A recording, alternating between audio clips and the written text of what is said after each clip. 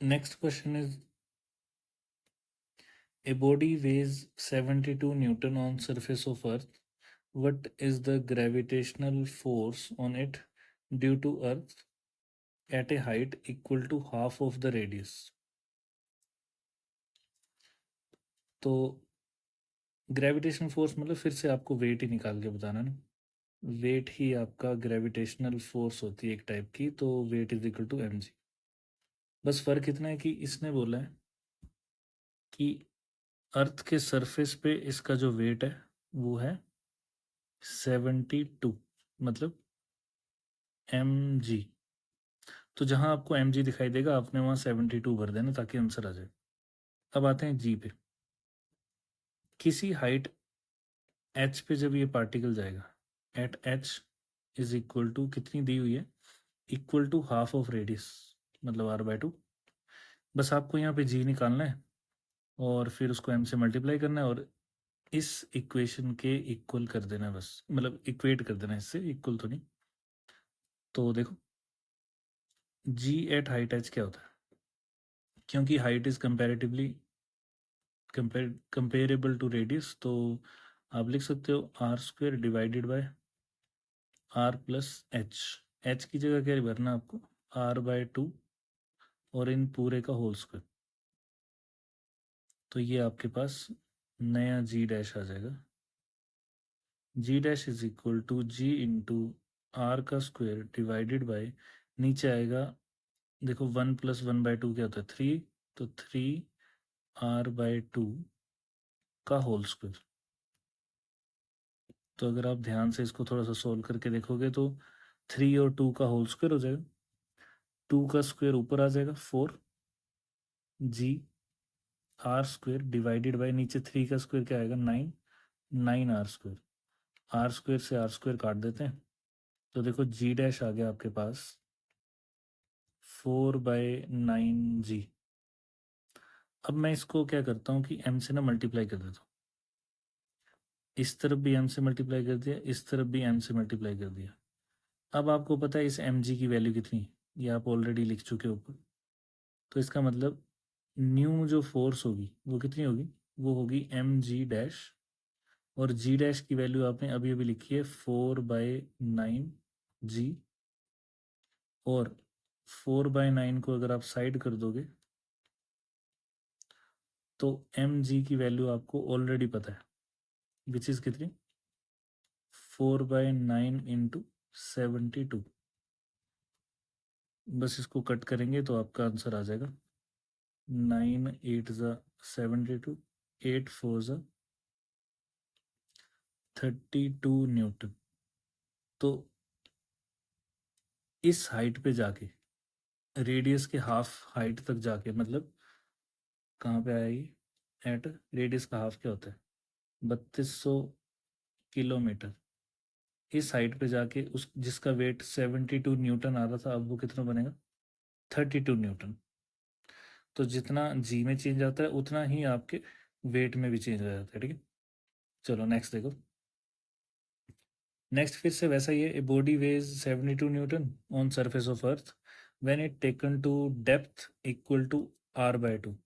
तो देखो डेप्थ का फॉर्मूला आपको याद होगा, g dash is equal to g into 1 - d/r।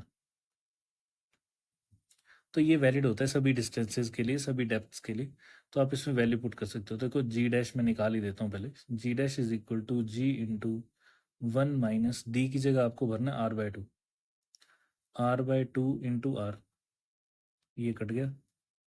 तो g dash is equal to g into 1 - 1/2 आ जाएगा, और जी डैश कितना आ जाएगा, g dash is equal to g/2। तो मतलब इस हाइट पे जाके जो जी की वैल्यू है वो क्या हो जाएगी हाफ।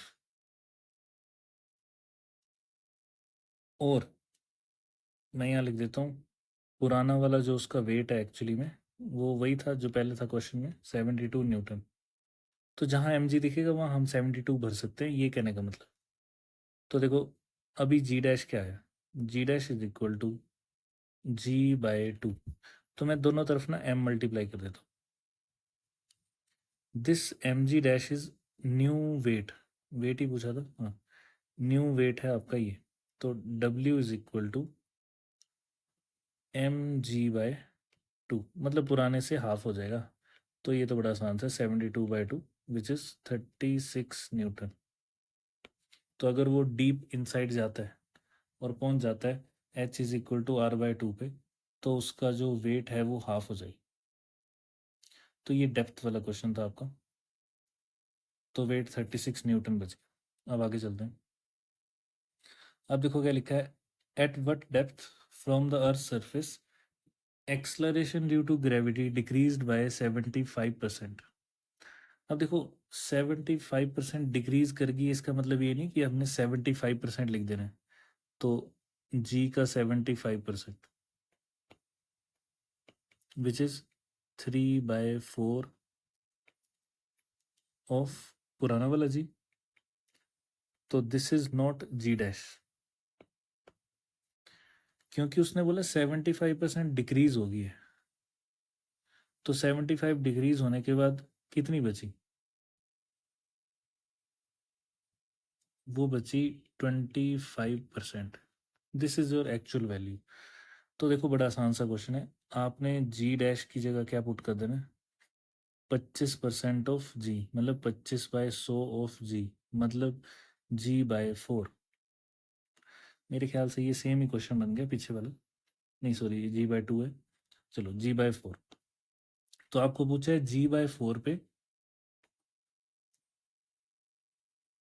G/4 मतलब वैल्यू होगी वो किस डेप्थ पे होगी ये पूछा हुआ है। तो बस क्या करना है आपको, जी डैश का डेप्थ वाला फॉर्मूला लगा दो, G × 1 - D/R। तो अगर आप इसमें वैल्यू पुट करोगे तो देखो क्या बन गया, जी डैश की वैल्यू मैं यहाँ पुट कर देता हूँ आगे, G/4। हमें डी की वैल्यू चाहिए, जी से जी कट गया, क्या बच गया, 1 - D/R is equal to 1/4। D/R को मैं उस तरफ ले जाता हूँ, 1/4 इस तरफ आ जाएगा,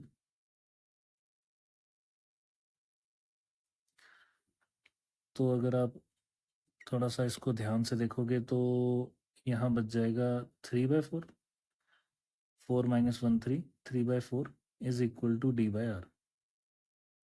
तो अगर आप उस पार्टिकल को 3/4 टाइम्स ऑफ R पे ले जाओगे नीचे, तो आपके पास जो G की वैल्यू है वो कितनी बन जाएगी, G/4। तो दिस इज योर आंसर, ये वाला। ठीक है, तो बस इस चीज़ का ध्यान रखना। नेक्स्ट वन इज, एक और क्वेश्चन कर लेते हैं। अब ये जो है ना रोटेशन का है, देखो एंगुलर वेलोसिटी पूछी हुई है तो रोटेशन का है। तो बोला है what should be the angular velocity of earth so that weight of a man at equator becomes half of his present value. तो इसका मतलब है, देखो वेट को हाफ करने का मतलब क्या है, मतलब mg/2, m तो हाफ होगा नहीं, तो कौन हाफ हो जाएगा, m को साइड कर दो, G/2। इसका मतलब आपको वो ओमेगा फाइंड करना है जब g जो है वो हाफ हो जाए, तो मतलब g डैश क्या होना चाहिए, G/2।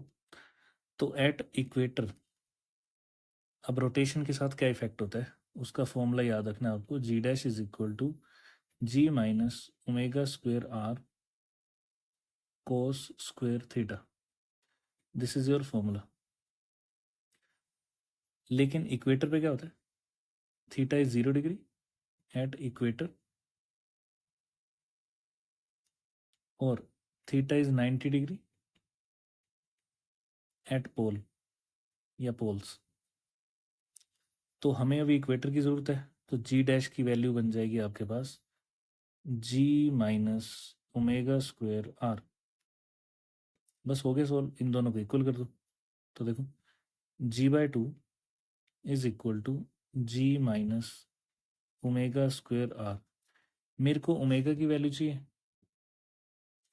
तो मैं ओमेगा को सॉल्व कर लेता हूँ, ओमेगा को राइट साइड ले आता हूँ, ω² R is equal to G minus G by 2 omega square R is equal to, ये सॉल्व होके जी बाय 2 बच जाएगा।